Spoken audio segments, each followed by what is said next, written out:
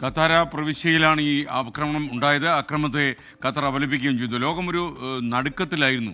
ഈ ദോഹയിൽ ഇത്തരമൊരു ആക്രമണം, പ്രത്യേകിച്ച് ഏറ്റവും വലിയൊരു അമേരിക്കൻ സൈനിക താവളമുള്ള ഖത്തറിൽ ഇങ്ങനൊരു ആക്രമണം ഇസ്രായേൽ ഖത്തറിൻ്റെ പേരിൽ നടത്താൻ കഴിയുക, അതൊക്കെ തന്നെ ഒരുപാട് ചർച്ചയ്ക്ക് വിഷയീഭവിക്കുന്നുണ്ട്.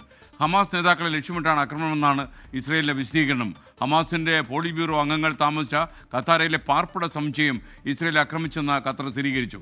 ഹമാസ് നേതാവ് ഖലീൽ അൽ ഹയ്യ കൊല്ലപ്പെട്ടു എന്നാണ് റിപ്പോർട്ടുകൾ വരുന്നു.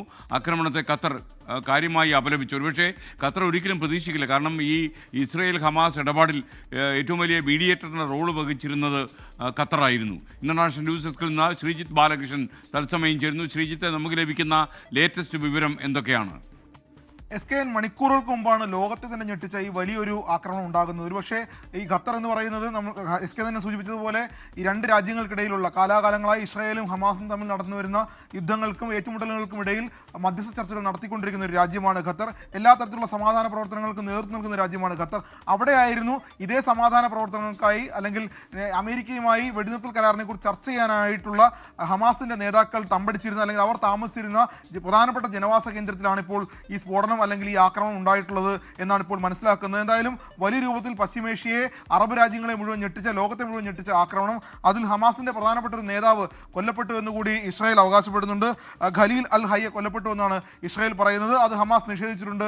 ആരും കൊല്ലപ്പെട്ടിട്ടില്ല. പക്ഷേ ആക്രമണത്തെ ഹമാസ് അതിരൂക്ഷമായി അപലപിക്കുന്നുണ്ട്. അത് മാത്രമല്ല, ഖത്തർ ഇതിനെ അപലപിക്കുന്നത് ഇതൊരു വലിയ ഭീരുത്വം നിറഞ്ഞ പ്രവർത്തനമാണ്. ഇസ്രായേലിന്റെ ഭാഗത്ത് നിന്ന് ഇങ്ങനൊരു പ്രവർത്തനം നടത്താൻ പാടില്ലായിരുന്നു, ഇങ്ങനൊരു ആക്രമണം നടത്താൻ പാടില്ലായിരുന്നു. അത് മാത്രവുമല്ല, അന്താരാഷ്ട്ര നിയമങ്ങൾക്ക് വിരുദ്ധമാണ്, അല്ലെങ്കിൽ അന്താരാഷ്ട്ര നിയമങ്ങളെ മുഴുവൻ തച്ചുടയ്ക്കുന്നതാണ് ഇസ്രായേലിന്റെ ഭാഗത്തുണ്ടായ നടപടി എന്നാണ് ഖത്തർ പറയുന്നത്. ലോകരാജ്യങ്ങൾ മുഴുവൻ, അറബ് രാജ്യങ്ങൾ മുഴുവൻ ഇതിനോട് പ്രതികരിച്ചു കഴിഞ്ഞു. സൗദിയും ഇറാനും UAEയും എല്ലാം ഖത്തറിന് പൂർണ്ണ പിന്തുണ പ്രഖ്യാപിച്ചിട്ടുണ്ട്.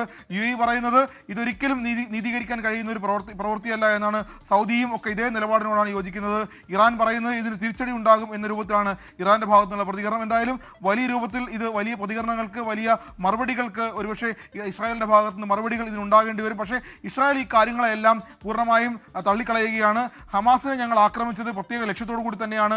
ഹമാസ് കാലാകാലങ്ങളിൽ ഇസ്രായേലിനോട് നടത്തിവന്ന ആക്രമണങ്ങൾക്കുള്ള മറുപടിയായിട്ടാണ് ഞങ്ങൾ ലക്ഷ്യമിട്ടത്. ഇനി ഒരു തരത്തിലുള്ള ഹമാസിന്റെ നേതാവിനെയും വെച്ച് പൊറപ്പിക്കാൻ ഞങ്ങൾ തയ്യാറല്ല എന്നുകൂടി ഇസ്രായേൽ പറഞ്ഞു വെക്കുന്നുണ്ട്. കാരണം കഴിഞ്ഞ ദിവസങ്ങളിൽ ട്രംപും ബെഞ്ചമിൻ നെതന്യാഹുവും രണ്ടുപേരും പറഞ്ഞിരുന്നത് ഗാസയിൽ നിന്നും പൂർണ്ണമായും ഹമാസ് പിൻവാങ്ങണം, ഹമാസിന്റെ നേതാക്കൾ പിൻവാങ്ങണം, പിൻവാങ്ങിയില്ലെങ്കിൽ ഇത് അവസാന മുന്നറിയിപ്പാണ് എന്ന് ട്രംപും ബെഞ്ചമിൻ നെതന്യാഹുവും പറഞ്ഞിരുന്നു. അതിന്റെ തുടർച്ച എന്നോണമാണ് ഈ ഒരു ആക്രമണത്തെ നമ്മൾ കാണേണ്ടത്, അല്ലെങ്കിൽ ആ രൂപത്തിലാണ് ഇതിൽ വരുന്നത്.